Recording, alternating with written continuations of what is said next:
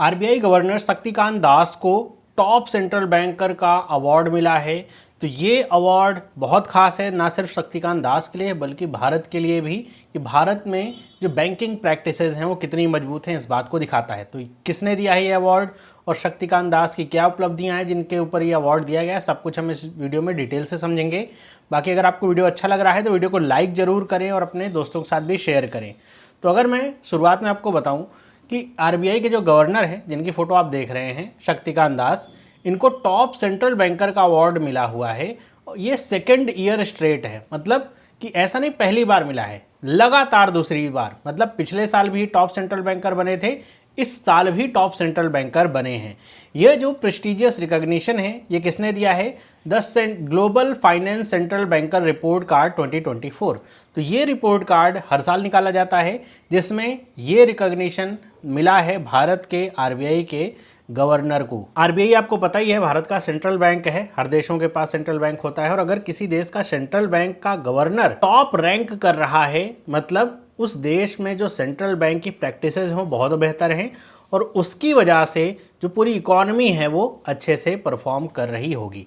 लिखा हुआ है which evaluates the performance of central bank governor from around the world. तो ये जो रिपोर्ट आती है इसमें जितने सेंट्रल बैंक हैं पूरी दुनिया के, लगभग 100 जो सेंट्रल बैंक्स हैं पूरी दुनिया के, उनकी लिस्ट में से टॉप किया गया है। मतलब इसमें ऐसा नहीं कहिए कि केवल एशिया के कुछ देश होंगे, यूएसए, यूरोप के जो पूरे देश हैं सब इस लिस्ट में आते हैं जिसमें शक्तिकांत दास बने हैं टॉप बैंकर। अब इसकी कुछ हाइलाइट्स हम समझते हैं। जैसे जो टॉप रैंकिंग है शक्तिकांत दास को, तो ये रेटिंग के तौर पे अवार्ड करी जाती है। तो शक्तिकांत दास को मिला है A+ रेटिंग, ये सबसे हाईएस्ट ग्रेड है, इसके ऊपर और कोई ग्रेड नहीं है। A+ की रेटिंग दी गई है ग्लोबल फाइनेंस मैगजीन की तरफ से।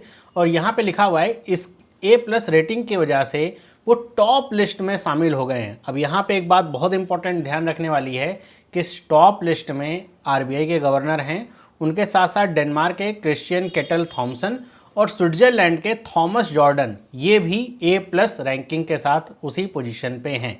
तो अगर ये पूछा जाए, हो सकता है एग्जाम में से पूछ लेते हैं कि आरबीआई के गवर्नर को मिला, तो सबको पता होगा।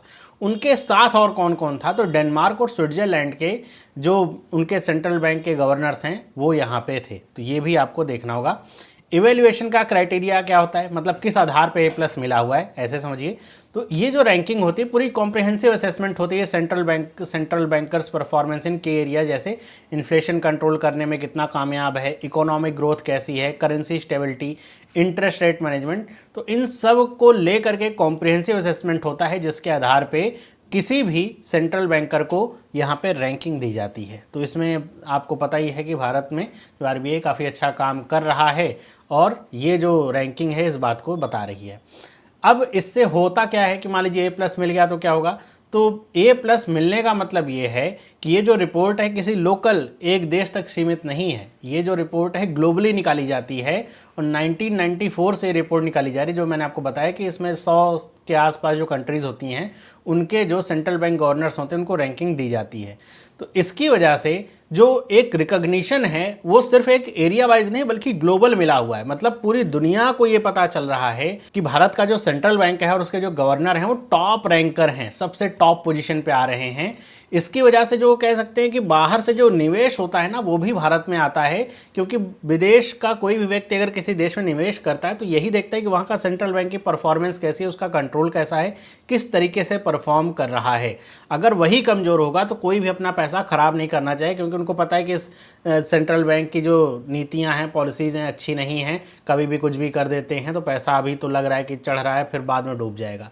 लेकिन अगर कोई बैंक, सेंट्रल बैंक ऐसा मिले जिसने देश की जो इकॉनमी उसको स्टेबलाइज करके रखा है, इन्फ्लेशन को कंट्रोल करके रखा है, प्राइस स्टेबिलिटी या फिर कह सकते हैं करेंसी स्टेबिलिटी दिख रही है, तो वहाँ पर भी निवेश होता है, क्योंकि वहाँ पे ग्रोथ का चांस होता है और वहाँ पे स्टेबिलिटी भी होती है। मतलब रिस्क कम होता है, ग्रोथ का चांस भी होता है। तो ये ग्लोबल रिकॉग्निशन भी प्राप्त होता है।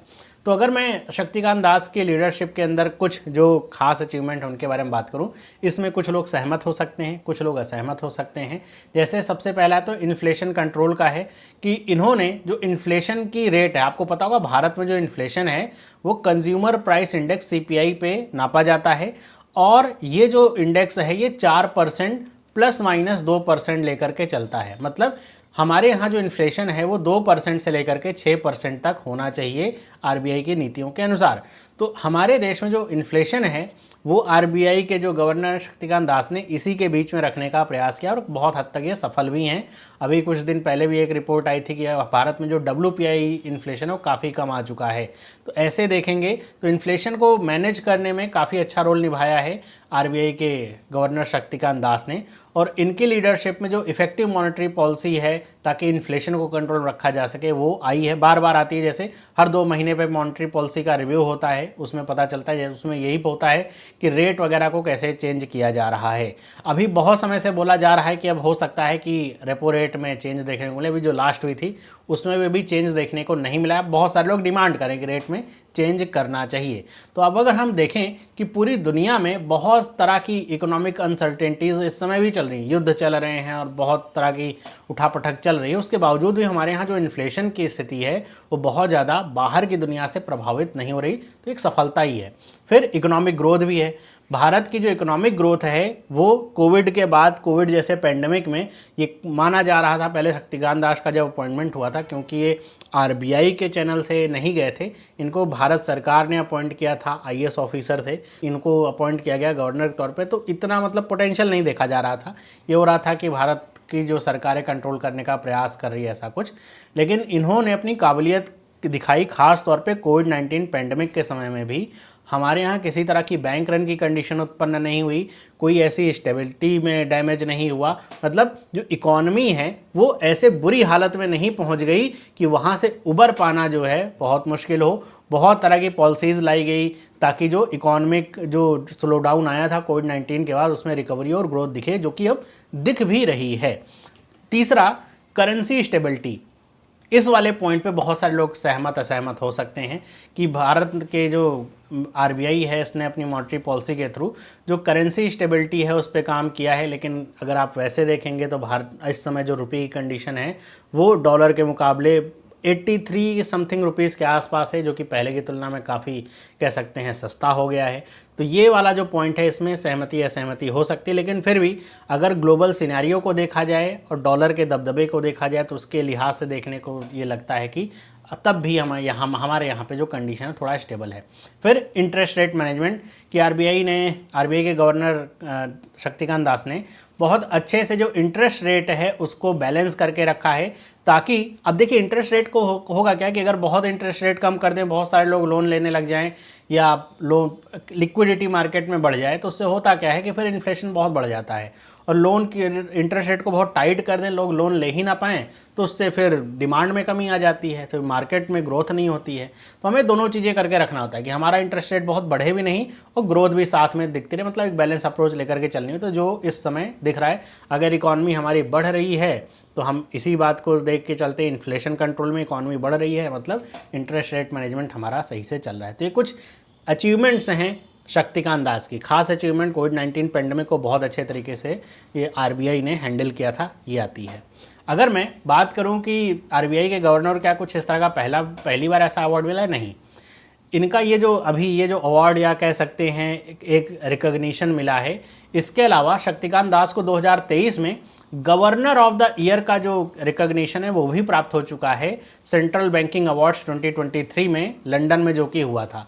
तो ये भी इनको प्राप्त हो चुका है। तो मतलब ये अपने देश में अगर कोई अवार्ड दे तो हम समझ सकते हैं कि चलो बायसनेस है, लेकिन ये तो जो अवार्ड आप देख रहे हैं यूरोप के देशों से मिल रहे हैं, बाहर के जो विकसित इकॉनमीज़ हैं वहाँ से अवार्ड मिल रहे हैं, तो इसमें किसी तरह के घालमेल की संभावनाएँ नहीं है। अगर हम इस रिपोर्ट की बात करें, global finance central banks report card, इसको याद रखिएगा, इस साल की रिपोर्ट है तो 2024 लगा सकते हैं इसमें।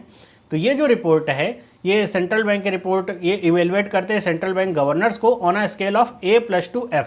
मतलब इसमें जो रैंकिंग होती है वो A+ से लेकर के F तक की रैंकिंग होती है, जहाँ पे A+ जो होता है वो रिप्रेजेंट करता है एक्सेलेंट परफॉर्मेंस को, वहीं पे जो F होता है वो इंडिकेट करता है आउटराइट फेलियर को, एकदम पूरी तरीके से फेलियर होगा, सेंट्रल बैंक सही से कुछ काम ही नहीं कर पा रहे अपना, तो वो F की कैटेगरी में आता है।